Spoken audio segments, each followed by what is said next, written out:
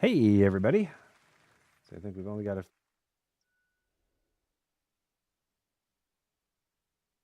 All I know, Amanda's watching upstairs with the doggos because, Lily likes to accompany, to put it mildly. Um, tonight, I think maybe try and take things at a little bit easier of a pace than I did last week. Last week, Amanda had requested that I try and be done by, I forget what time it was, like 9:30 or 9:45 or something. And I was like, no, there's all this stuff I want to do. So I was just like, let's push on through. Let's get it all done. And of course, I didn't. And it just felt kind of rushed. So we'll slow it down a little bit tonight as I'm not on a time crunch other than being tired. So I don't know about the rest of you. We've had, who are in Southern California, we've had Santa Ana winds kicking up again last night and a little bit tonight. It hasn't been nearly as bad. Um, but they woke me up at, I don't know, like 2 or 3 in the morning or something. Just all kinds of noise. So yeah, that was not much fun. Thankfully, it wasn't as strong of a wind as what we often get, which is like a rip the roof off the house sort of wind strength. So it wasn't that bad, but it was gusting pretty good. And would have been on a couple minutes earlier, but we couldn't find Lily. Turns out I had closed the door for her dog door. It's called a side light. It's like a narrow side window / door that they're on either side of the back doors of our house. And there's just window screens in them. So that way you can have, it gives you a screen door because our French doors don't have screens. And so we put a dog door in one of those window screens. And so that way, as long as the side lights open, the dogs can go in and out freely. And then when we want to close it up and don't want them outside, we can just close it. So I closed it because you get traffic noise, stuff like that coming in through it. And Lily was still outside. I didn't know she was still outside. So I don't know, something like 10 minutes later, we're like, where the heck did Lily go? Why is she not yelling when I'm warming up a little bit on the piano here? What is going on? It's, because she's outside. Locked out. She was fine. Totally fine. I opened the door and she ran away. So, yeah, my poor dog. No. She was laying on her mat. She was surveying her yard. She was looking for nefarious darings do. That's not the right terminology, but you know what I mean. She was looking for birds. Not that there are any at this time of night, but birds, rodents, what have you. Leaves, pedestrians that she can see through the gate out in the front of her house. Yeah, that was a very loud plane that just flew over. Yeah, I don't think anybody. I can hear it. I don't know that anybody else can. Yeah, it might just be a low flying airliner. Is that we get airline traffic from Burbank Airport routed over our house periodically. It's like once every every couple days, once every week and a half, something like that. They alter the flight plans, rotate it around, I think, precisely so that you don't have one neighborhood with airliners flying over every day. Yeah. So anyway, I would guess it was probably just a low flying airliner. It's usually what it is when something that loud goes over. And I've actually been on those airliners on flights back from Northern California when I've gone up for meetings and stuff. I've been on the airliners. I'm like literally looking out the window down at my own neighborhood thinking, can I just have a parachute to drop me off here? Do I actually have to go all the way to Burbank and then drive home? Really? Yeah, it's kind of cool to see your hometown and your neighborhood and everything from the air like that, especially when you're only a few thousand feet up. I don't know if you're even a mile up at that point. I mean, the altitude that the planes fly at overhead varies. Sometimes it's lower, sometimes it's higher. So anyway, tangent. So I was thinking for tonight, I wanted to actually continue with some of the left-hand music because I got through a bunch of stuff I'd wanted to share last week, and then there were some that I didn't get to. And I found a few more new ones. So, with my penchant for trying out brand new pieces that I've barely played before for the first time for an audience, we're going to continue that tradition. and look at some of these for not the first time, but close to it. Hopefully I'll do okay. So, let's see. Let me switch my camera. There it is. Turn that one off, and now I'm on that one. Cool. It is working. Actually going to minimize the OBS window. All right. So, thanks, Emily. This first one, these are really actually not any particular order. It's kind of I think it's the order of the file names, maybe, is how they opened up. So this one is called Serenata. It's by a guy named Rudolf Braun. We're gonna be learning together here. Let me Rudolf Braun. Let's see what turns up for Rudolf Braun. Let's add composer, because all kinds of totally irrelevant stuff for somebody else named Rudolf Braun is what showed up. Apparently there's a chocolatier named Rudolf Braun. Don't think it was the same guy. Here we go. Whoa! I did not know that. Of course, that is inherently true because I know absolutely nothing about this guy. As to that which I just referred, he was an Austrian pianist and composer who was born congenitally blind. He was apparently born and died in Vienna. So he was born 1869, died in 1925. Very little recorded of his early life. He was educated at the School for the Blind, earned his living nearly exclusively from music, and at the age of 12 gave a performance as a pianist at a concert of the Vienna Men's Choral Society. Pretty cool. 1896, he gave a concert of his own compositions.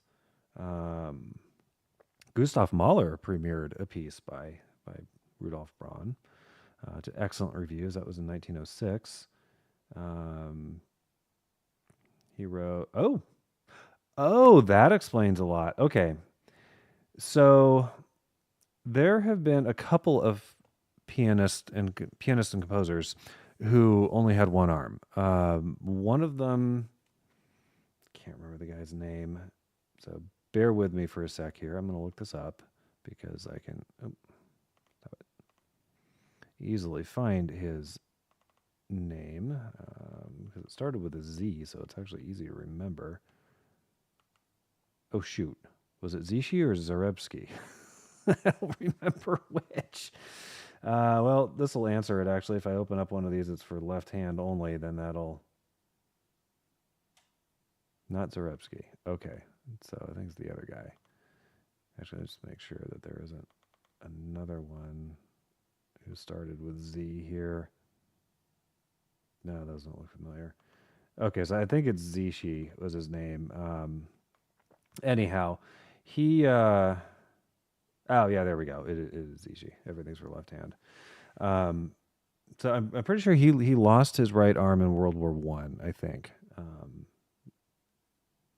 I'd have to look it up to be sure. But anyhow, he only had a left arm for his playing career, and he was a concert pianist. So obviously everything he did was left hand alone. So he arranged pieces for left hand and so forth. And I didn't realize, as I actually have a file or just some music later from this guy, Paul Wittgenstein, who was one-armed. I don't know if he was, let's see if he was born that way.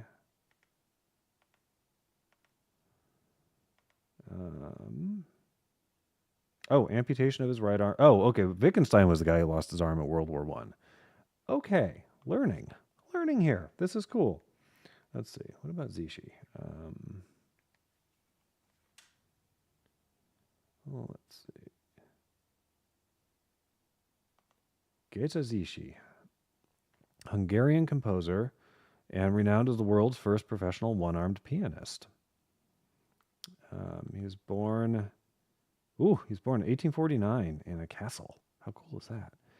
Okay, so he lost his right arm in a hunting accident. That's what it was. And then Wittgenstein was the guy in World War One who lost his right arm.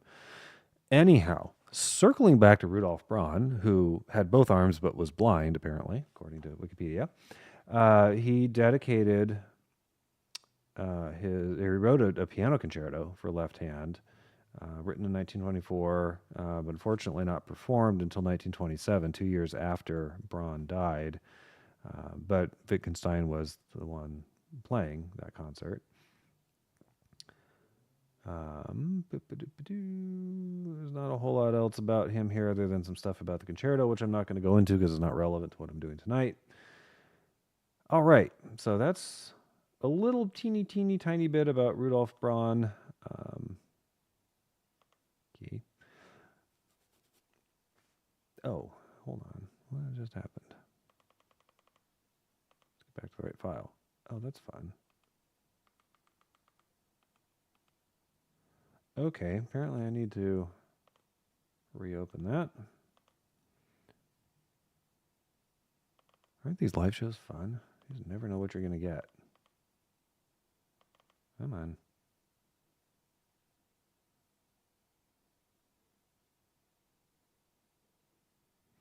Now the file doesn't want to open up. What is going on here?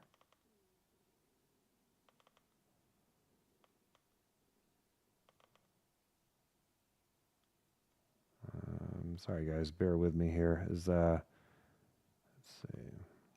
Ah, there we go. Okay, it just took a while.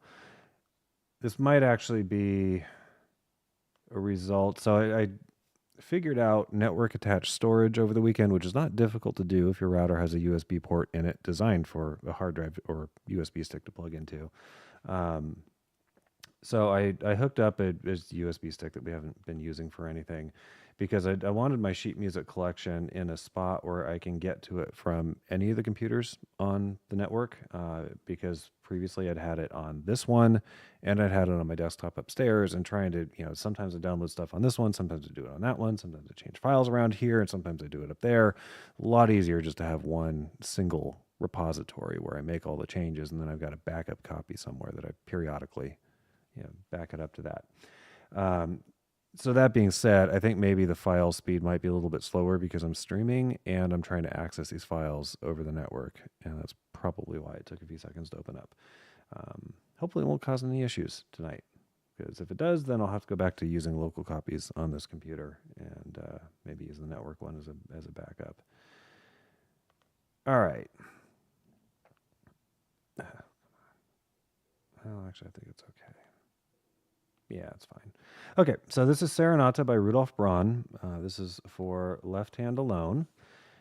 And I just noticed, actually, right before the show started, that it contains the playing direction alla chitarra, meaning like a guitar,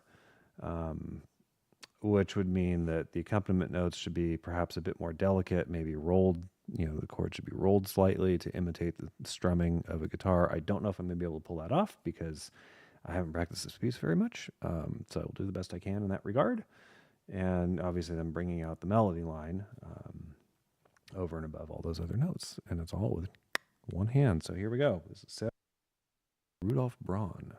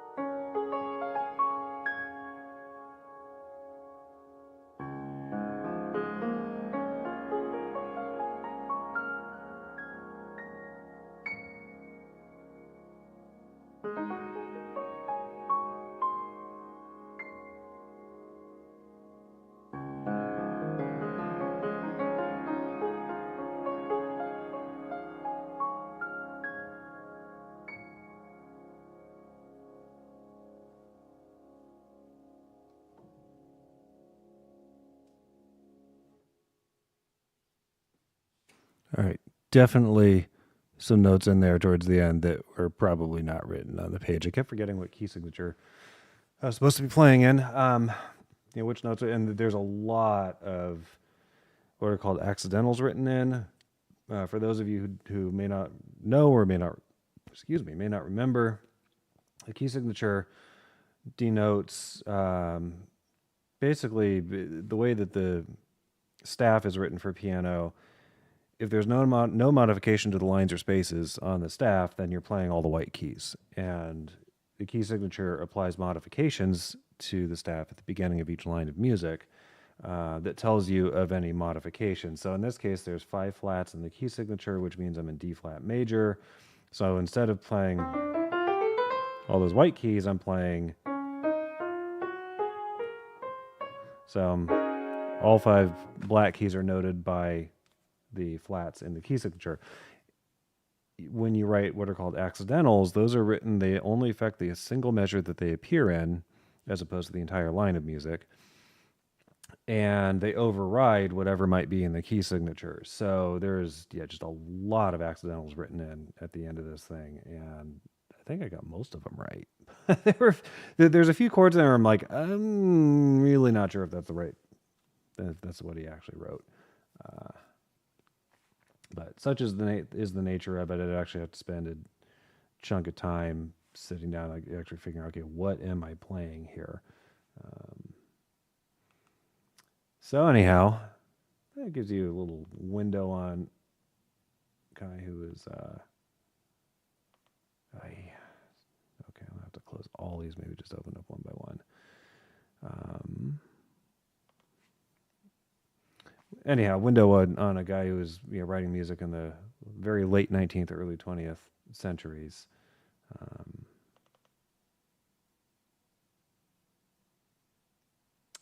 Yeah, I think,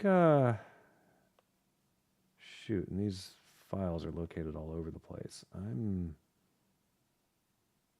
I think I'm maybe not going to be able to use network copies. Maybe I'll have to, whatever I'm planning on playing, maybe I'll just copy it over locally onto the hard drive for future shows. So we're not just sitting here with me trying to vamp and come up with something to talk about while I'm waiting for the file to open up. Because the problem I was running into, the ones that were already open, there we go, is Acrobat kept popping up this insufficient data for an image error. And so what was happening was I'd have one page of music and then the other one was blank. And changing the pages didn't matter. Like the one on the left was always blank and the one on the right was showing what it was supposed to. Obviously, can't exactly play that way. Okay, so this next one that I'm going to attempt is the second of a set of three pieces that a guy by the name of Gustav Sater wrote. And he's another composer. He was either German or Austrian, I believe. Not a ton is known about him anymore. He's a pianist and composer. Nobody's really sure exactly where he was born. Apparently, he was prone to very wild claims during his life. Like I guess he swore up one side and down the other he was related to Napoleon, except he probably wasn't. Or if he was, there's no way to prove it. I remember reading that about him. So yeah, not a whole lot is known about him. This particular set of pieces, the first two are for left hand alone. The third one is both hands. And I kind of looked at the first one a little bit. The first one's really tough. Actually, hold the phone. I'm sorry. The first one's for right hand alone. The second one's left hand alone, and the third one is both hands. That's what it was.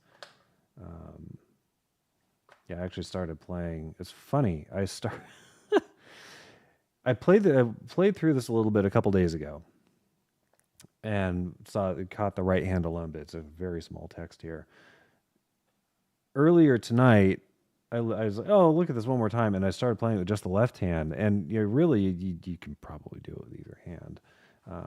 He intended it for the right hand. The main issue with it is it's the piece is called Solitary Bird, and he does all sorts of stuff up here imitating bird twittering away, and unfortunately, the way it's written, so when you have lines on the staff,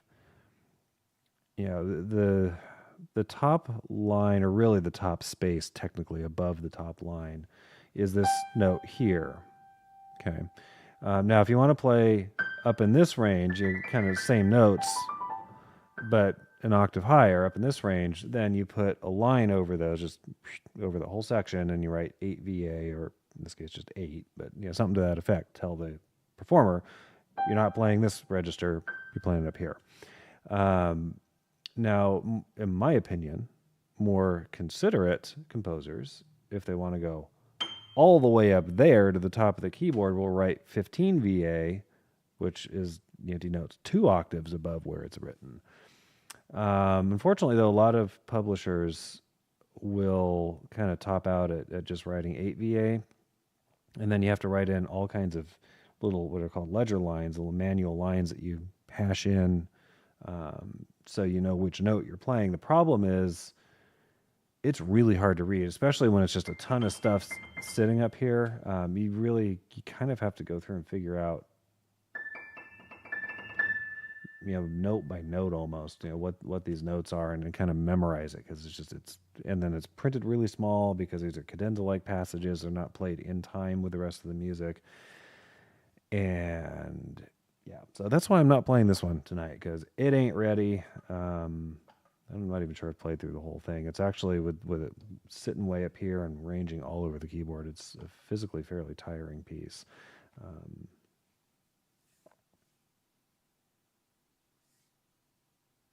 Uh-oh. YouTube's acting weird. An ad mid live stream. That's no good. That's not supposed to happen. What's up, YouTube? The heck? All right, so this is Gustav Sater. So I think he was late 19th century time period. And this is just titled Romance, which was kind of a catch-all. It's one of many catch-all titles used in the 19th century. Um, it denoted a song-like piece. So I mean, there were actual songs for piano and voice that were titled romance, I think. So this is just applied to a solo piano piece, but same idea. So this is one that form-wise, you get an opening melody and then a kind of a little bit of a contrasting section that has a similar feel to it, and then it goes to a totally different section, and it just kind of spirals out from there, and eventually it comes back to the opening section. But I remember, when I was playing through this for the first time a couple days ago, it's pretty, but it's an interesting thing, because to me, it's maybe it's just because I'm not familiar enough with the piece yet, but it's kind of hard to keep track of what the form is. Usually as I'm playing something, I can figure out, okay, we've got this thematic material here, and then we've got this other one here, and then we've got maybe a modification of the first one coming back. Something familiar that anchors you, and it's not just presentation and then we're off to the races somewhere totally different, and then eventually we loop back to the beginning. It, to me, makes the piece feel less cohesive. So all things I'm thinking as I'm playing is, well, what the hell am I playing? But like I said, I think it's interesting to share it, because a lot of what I play to my ear is more cohesive than this one. So it's kind of an interesting contrast, I think, to present this kind of stuff. And maybe it's a reason why he's not as well known of a composer.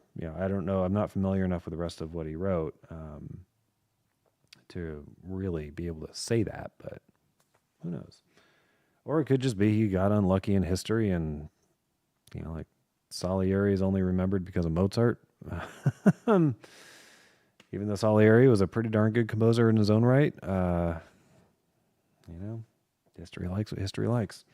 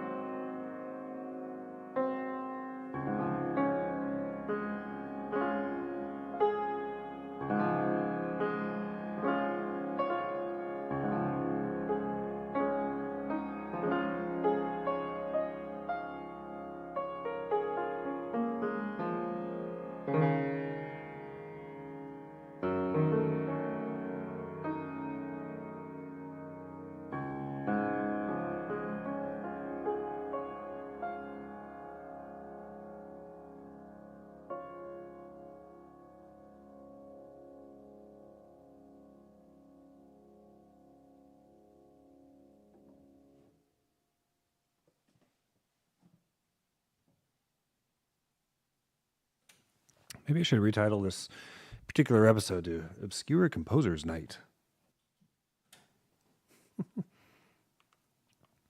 Because they certainly are, a lot of these. Oh, this one's kind of cool, actually. So this next one is by a guy named Friedrich Kalkbrenner. And he was... I keep forgetting to look these guys up so I can tell you a little bit about them before embarking on each piece. Kalkbrenner. Friedrich. Okay, so born 1784, died 1849. So he was actually more or less the same time period as Beethoven. He just lived like 10 or 15 years longer than Beethoven did. Wikipedia, they're saying the neutrality of this article is disputed. Oh dear, oh dear, oh dear. So he was German, studied at the Conservatory in Paris, and eventually settled in Paris. He wrote over 200 piano pieces and piano concertos and operas. So he was... Oh, interesting. So when Chopin came to Paris, Kalkbrenner suggested that Chopin could benefit by studying in one of Kalkbrenner's schools. He started, I guess, a number of schools. And apparently it was not until the late 1830s. So Chopin had been composing for a long time. So Chopin died, I think, actually the same year Kalkbrenner did, in 1849. So Chopin had been writing music for quite a while, and so Kalkbrenner was not surpassed in reputation until the late 1830s. And really Chopin, Thalberg, and Liszt. I mean, of those four, Kalkbrenner, Chopin, Thalberg, Liszt. Most everybody these days is familiar with Chopin and Liszt, and that's about it. Thalberg was another. I think he was a student of Liszt, I want to say. Sigismund Thalberg. He wrote a lot of very flashy concert pieces, very much in a Lisztian style. But I think that Liszt had a reputation of writing show pieces. I think Thalberg did too. I don't know that there was, And his opera transcriptions, for instance, to me, Liszt musically adds a lot in a lot of those cases. I mean, yeah, there's some pretty wild flourishes and stuff he does, and there's some other piano writing that's just incredibly impossible to play. Thalberg seemed to do it for the flash and bang aspect. It's just kind of my take on it. But fabulous pianist, and given the stuff he wrote, it's incredibly difficult to play. Oh, okay. And Kalkbrenner came up with a method of piano playing, which was in print until the late 19th century. So he came up with different techniques you could use to play really complicated stuff. I think that Liszt, Kalkbrenner might have been better known today for that contribution had it not been for Liszt, because Liszt came along and he completely upended how you played, how you even approached the piano. I mean, the way he played was so revolutionary, and it enabled him to do stuff that was just utterly impossible in any other way. So anyhow, but Kalkbrenner, I think he was a very important, very influential musician, teacher, certainly while he was alive, and for probably a good chunk of the 19th century. And he's one of the few composers who, through very good business deals, became extremely wealthy. Chopin dedicated his first piano concerto to Kalkbrenner.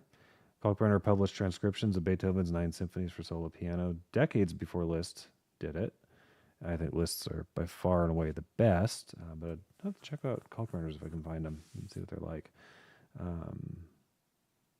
He was also the first to introduce long and rapid octave passages in both hands. So something like something Liszt did a lot of. So Kalkbrenner was the first guy to do that. And apparently this says it could be argued that Beethoven perhaps preceded Kalkbrenner with that technique. I don't know that Beethoven, he didn't do it that much. At least not long passages of octaves like that. So anyhow, this next piece I selected is actually not super virtuosic. This is four-voiced fugue for left hand. So give you a little bit of background on a fugue. Bach, of course, was famous for writing fugues.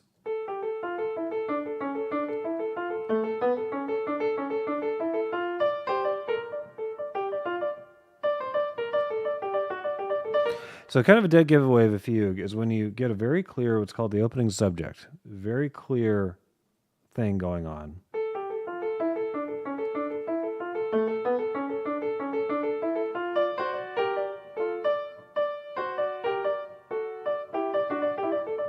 Something like that. I forget how it goes. That's the Bach. That's the fugue portion of the famous toccata and fugue. So a hallmark of a fugue is you get that very clear opening passage, and then you hear it imitated in a different register. And however many voices the fugue has is the number of times that you will hear that opening subject come in, and other contrasting stuff happens around it as you bring in each voice.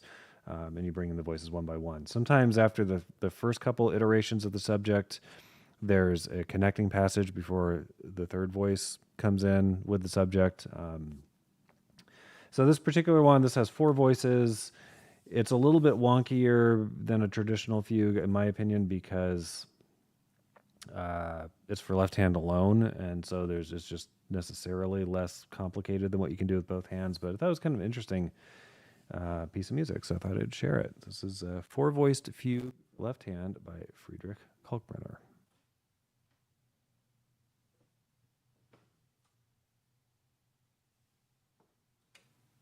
Wow, Amanda's getting ads in the middle of live performances. That really sucks. Hopefully those are over now.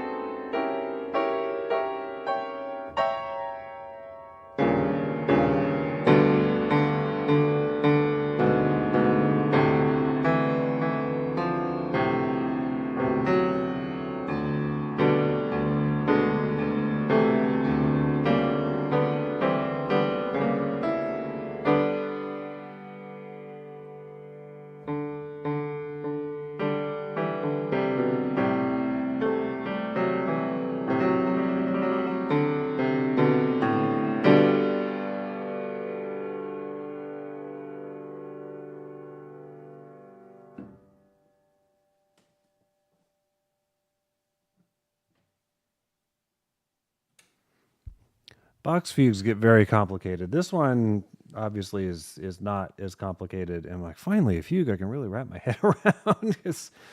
Yeah, this is a fun one. I like this piece. I found it the other day. I'm like, this is cool. I should share this. And now let's see if I can play it. This is a very, very different one. This is also a fugue for, oh, that's interesting. I totally missed this. So the composer jotted in this could be played by two hands if you want to. It is intended, I think, for left hand alone, but it says left hand or two hands. So maybe it's only if you have two left hands. I don't know. So this fugue was published posthumously.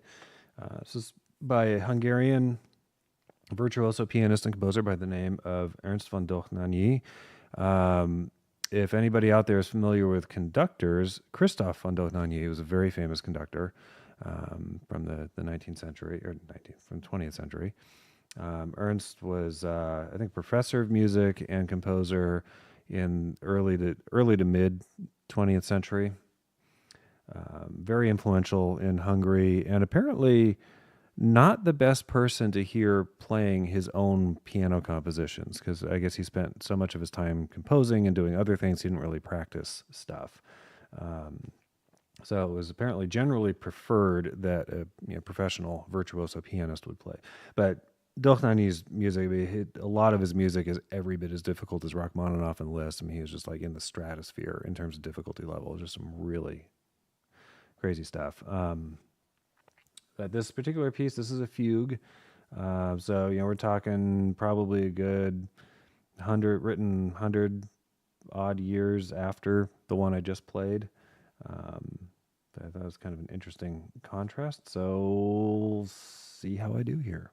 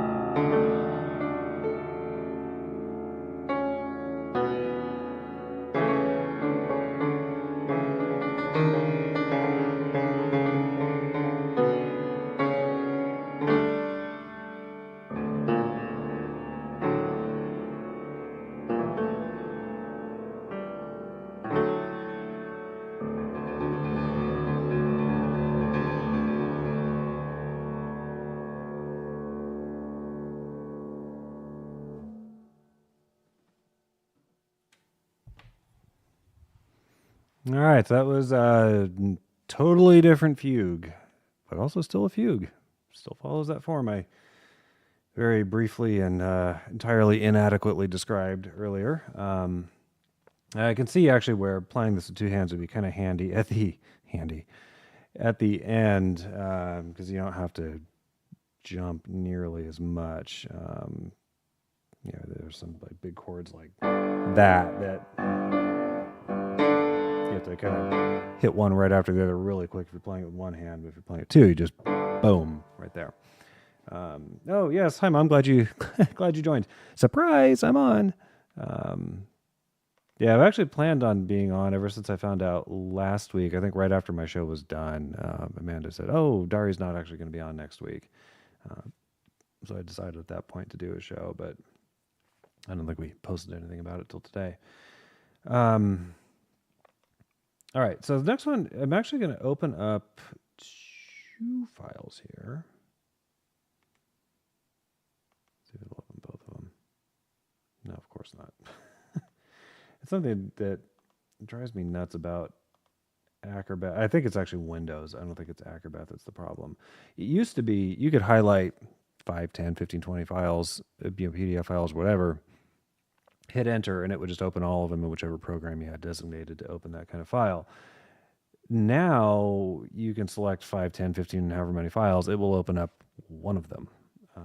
But yeah, I think it's a Windows thing, not Acrobat. Anywho, so this one I'm gonna play a little bit. I literally only looked at the first little bit of this a little while before the show. This is the original version of this piece. This is by Louis Marie Gottschalk, who was an American, 19th century American piano composer. Apparently he's from Louisiana, according to this publication. So this piece is called The Banjo. I don't really know how it's reminiscent of banjo. It's fun. I like it.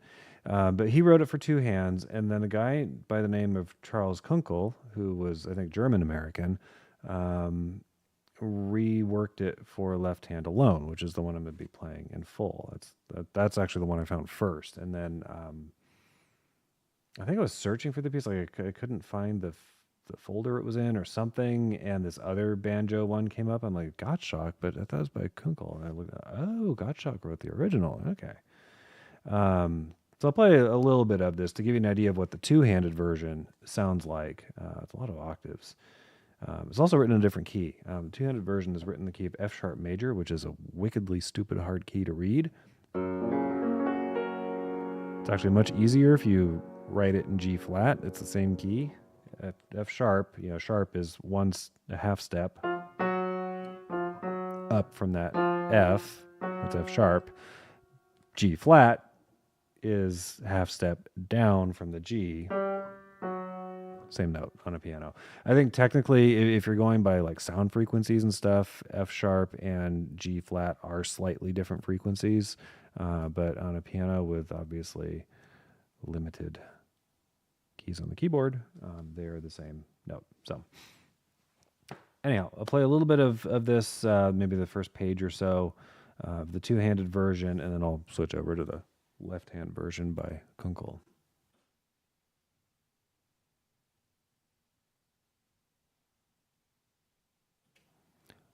After I go blow my nose, I'll be right back.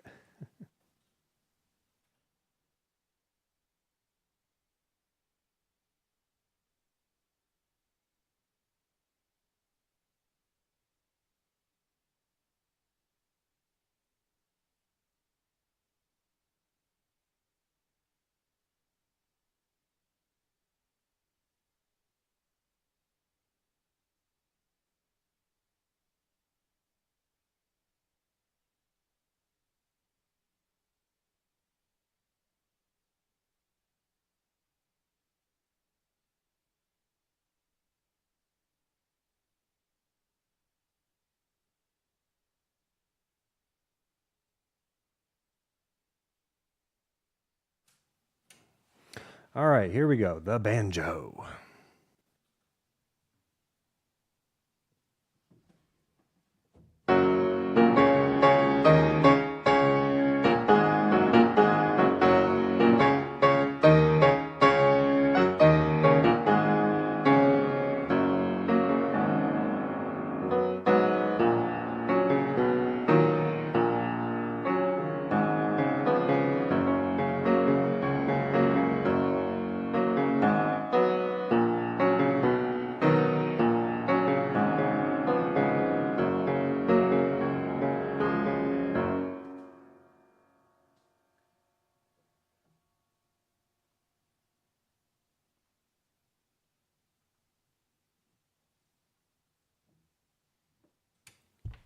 I think I forgot to mention, or started to mention, Kunkel wrote this in a different key. So that was F sharp major. Kunkel bumped it up a whole step to A flat major instead. Not sure why. It might have just been to make it easier to play with one hand. I don't know. Maybe you just like the sound better.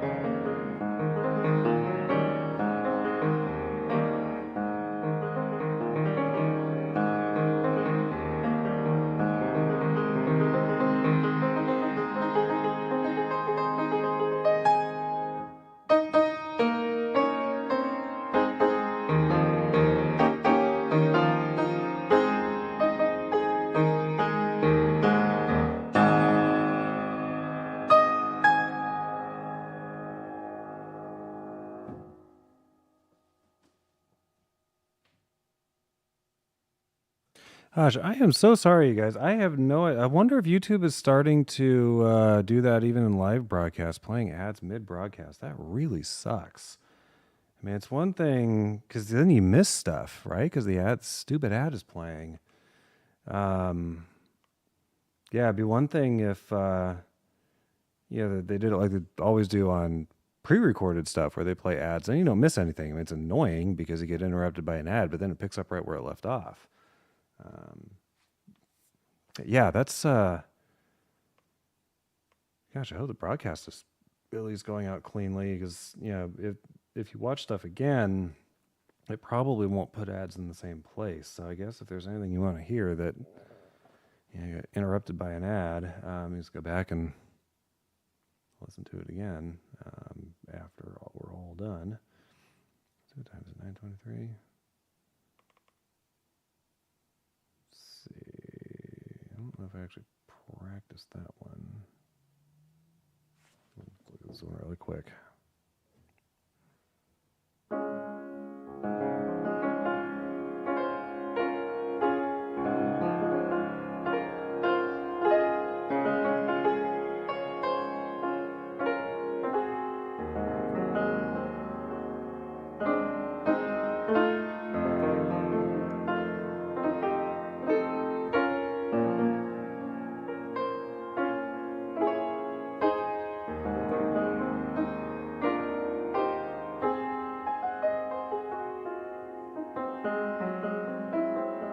Yeah, I think I'll play that. This is oh, that's interesting, Barbara. You've got ads on your phone, but not your TV. Ah, yeah, I'm really annoyed by that. I really wonder if YouTube is starting to do that now. I guess we'll find out. When we, right, for those of us who do live shows, Amanda's show tomorrow night. If we start getting ads mid show, I guess we'll know it's a YouTube thing that they probably started doing.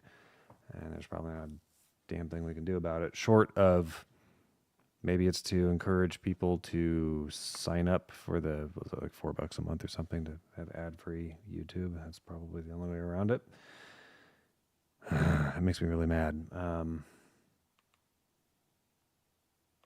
Anyhow, so this next piece is by, I think, actually, I don't know what the composer's first name is. L was the initial. I was going to say Louis, but I'm not sure about that. Burkittal Barford, who was actually, let me look them up because I'm probably otherwise going to spout off a bunch of wrong information, which I don't want to do. We strive for accuracy here on the Piano Man, the show which is all piano and no puns. Burkittal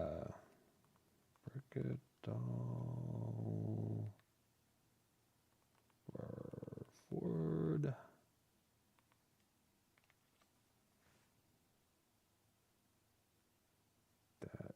Okay, Wikipedia page doesn't exist. Did I spell her name right? Burkittal Barfod, not Barford. I'm trying to spell it right here. There we go. Ludwig. Ludwig. Okay, so he was born in 1850, died in 1937. He was Danish. There we go. It's funny. His name is Barfod, and Barfod, I don't know how to pronounce it, in whatever the heck language they speak in Dania. Yeah, this is Barfod right here. This whole time I've been misreading the guy's name. That's hilarious. Anyhow, so he was the son of, I think, a musician, or writer, sorry, not a musician. He was trained as an organist. So I think that's actually what he did he wrote music reviews for a Christian newspaper for a number of years. He taught organ. Presumably he taught piano as well. I mean, certainly knew how to play piano. Yeah, so this next piece is by him. Actually, oh shoot, was this one I played last week? I'll just play it again. Why not? I might have played this last week. I don't remember. I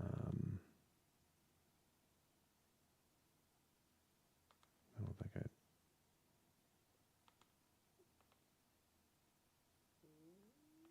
Oh yeah, I did play through some of these, but I don't remember if I actually played them on my show last week. I do remember playing through some of these like a week and a half ago. I'll just play the second one here because it's pretty. Here we go. No title, just a piano piece. Although usually if there's no title to a piece, then they use the tempo indication. This is moderato, so this would have been just called moderato in D flat. Kind of boring. But pretty piece.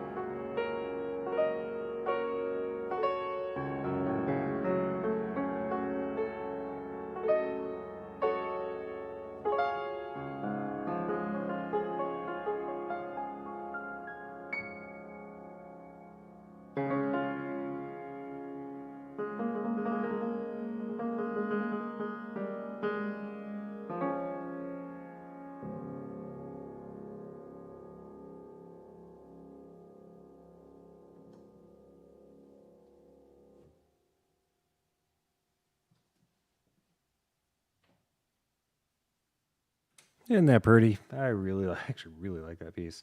Just so easy to get into that yada da da da da da da da. That flow. I just love that.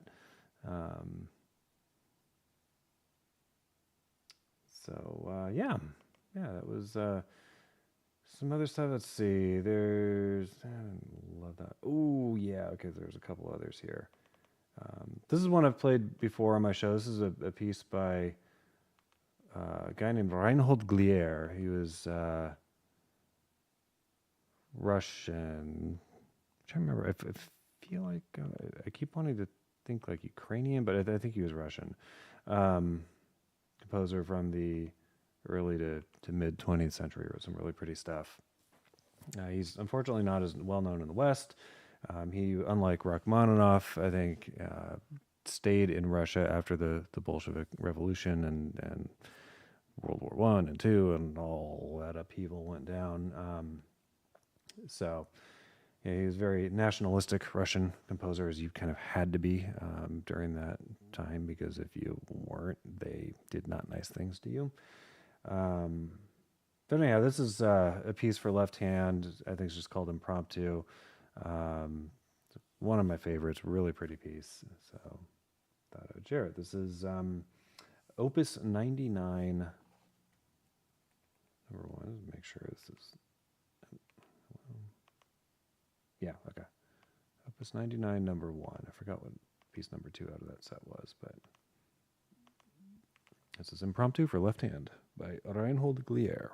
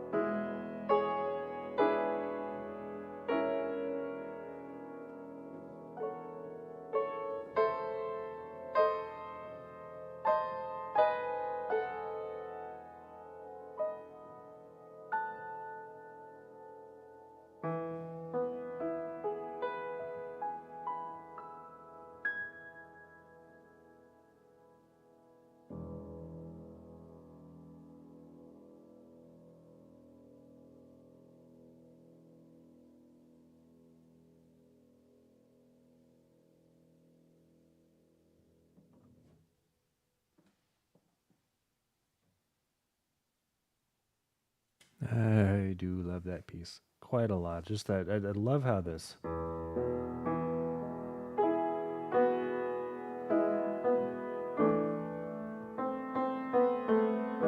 Love that shifting between major and minor. It's just oof, so cool.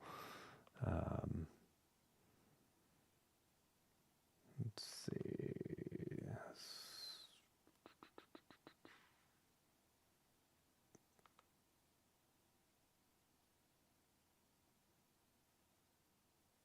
Oh, maybe it was the second one of these I played. I put one of these files in here. I'm like looking at this going, I don't recognize this. I know I played through it.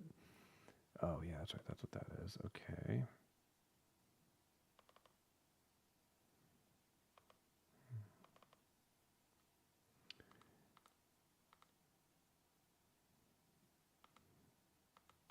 That's right. So one of these, where'd it go? There we go. Let's see. So I think move on to Wittgenstein. So I talked about Wittgenstein earlier. He was an Austrian composer and pianist.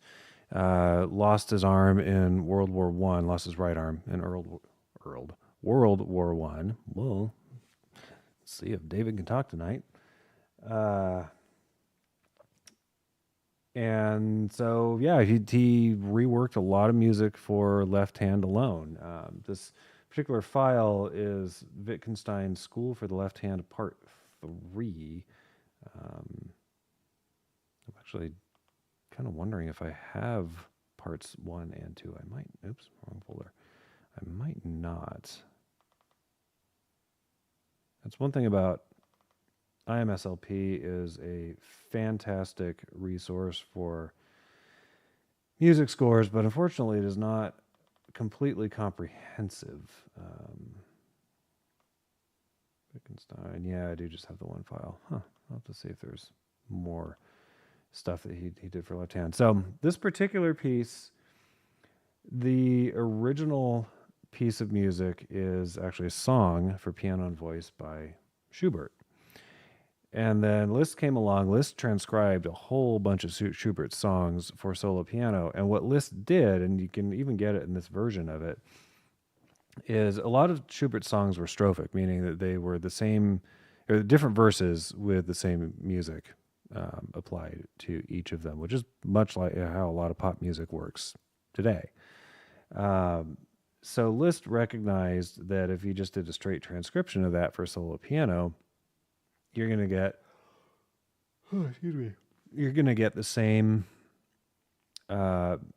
music 4 or 5 times, and however many verses there are, right? You get the same thing 4 or 5 times, or you're going to get to something really, really short.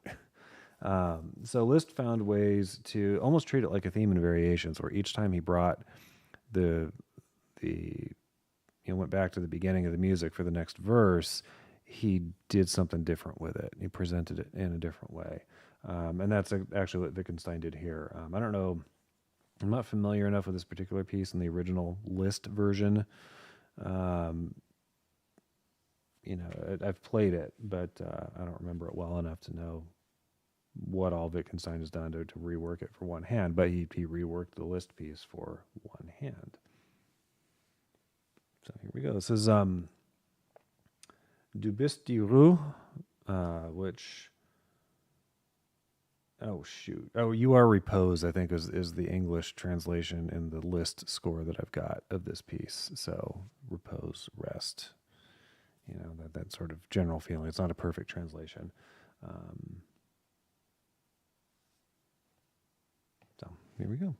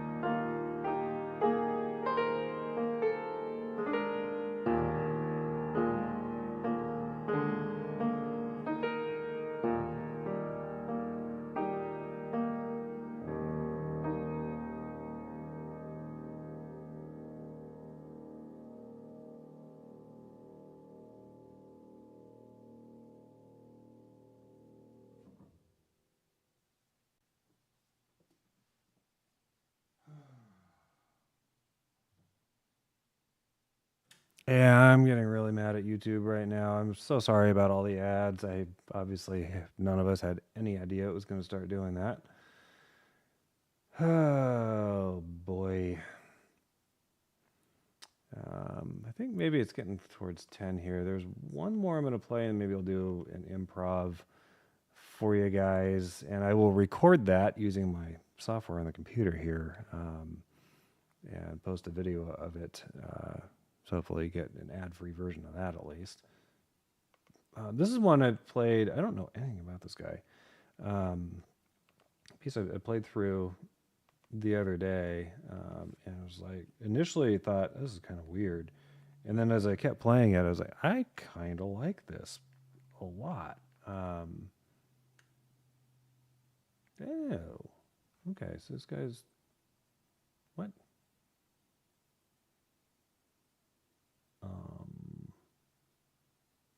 That's weird. Sorry. Oh, Federico. Okay. Once again, help if I spelled his name right. Federico. There we go. Oh, Spanish composer and pianist. Okay, didn't know that. Frederick or Federico maybe Mompu, Mompou. Probably butchering the game. Mumpau. In Catalan. Anyway, born 1893, died 1987. So actually, he lived very similar lifespan and time range as my mom's grandmother, my great grandmother, who she was born in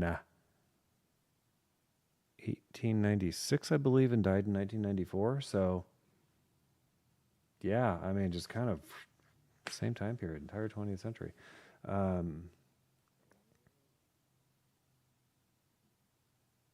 Yeah, so there we are. Okay, so Spanish composer, 20th century composer. This is his 6th prelude. This is for left hand alone, like everything else tonight. So yeah, here we go.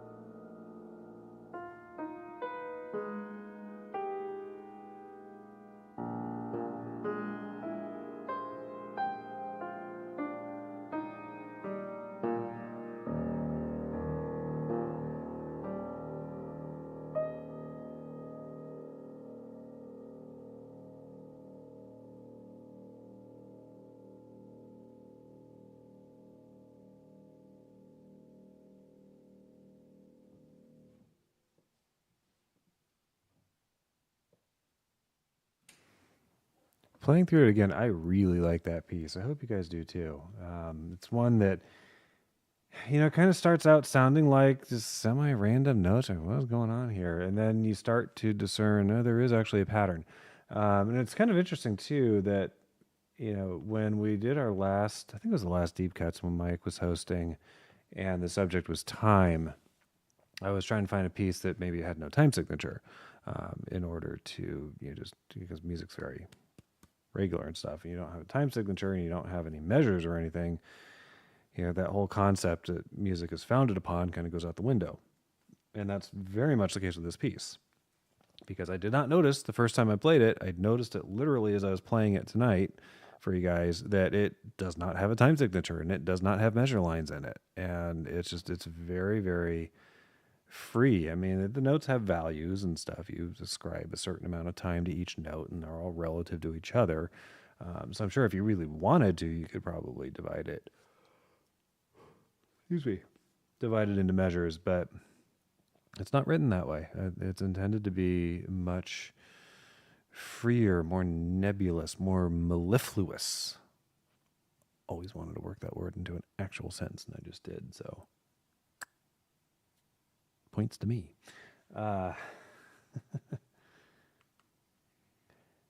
Okay, so I think I will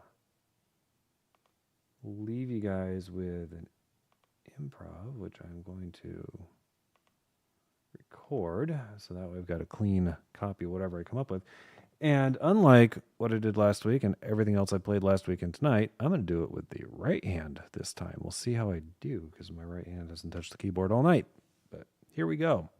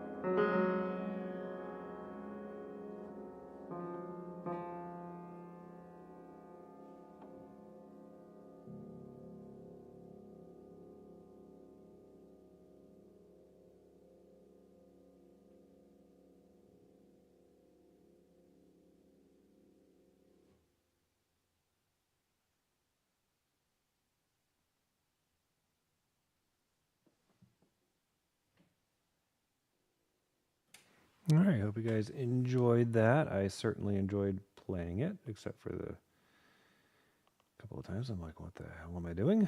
Let's see. This is improv. I intended that to be in G flat, and it very quickly turned into D flat. So I was like, well, guess I'm going with D flat. Thanks, Emily. I think there was a message came through earlier. No. Oh. The text message I got earlier that I saw pop up was, we're running out of data on our Verizon. I don't know how. We have a lot. Oh well, no biggie. It's only for a couple more days. Yeah. So I think we'll call it a night there. Thanks for joining me tonight, everybody. Pop it back over to the normal camera. Not normal. That one is my normal camera. This is my other entirely normal camera. So tomorrow night, 8 p.m. Fingers crossed, ad free. We'll have Amanda on Demanda. And I believe, unless we hear otherwise, Hunter is doing a love cast on Thursday. He had to postpone it last week. I guess he was off somewhere, couldn't get back in time. I don't know. So I believe he is doing one on Thursday, 8 p.m. And then next week, I don't know if there's any coves or anything else. Oh, wait. Oh. There is a dramatic reading of A Christmas Carol. I hope I'm supposed to announce that. I don't think it's a surprise. I think that's on Friday night. Right? Medic button in the chat. I forget. One of these nights coming up. And then I don't think there's anything going on over the weekend or anything. And then next Tuesday, so tonight I was kind of filling in for Dari because she wasn't on for whatever reason. Next Tuesday is my normal scheduled show. I'm planning on doing some Christmas music for you guys a week from tonight. And then that'll probably be it for me in December because we are going to be with family and such over between Christmas and New Year's. So I won't be able to do a show that week. That would be, I think the day after Christmas would be technically my next normal show. So might see about doing one at the end of the week. I'll stay tuned. I'll probably talk more about it next week when I have a little better idea what we're doing. And other than that, that's all we got. So we'll see you tomorrow night, hopefully for Amanda on Demanda. And then I think on Friday, or was it Thursday? One of those 2 days. Subscribe to Vaudacity, then you get the notifications. And to Paul's Cove podcast and YouTube show. Subscribe to the Cove channel too, so you get those as well. Because I can't keep everything straight. I half remember most stuff. So, oh yeah, and you guys may have noticed behind me, over here. I just wanted to give a quick mention. So these are cross stitches that the connection here is going to sound kind of complicated. It doesn't seem like it to me, but it will. My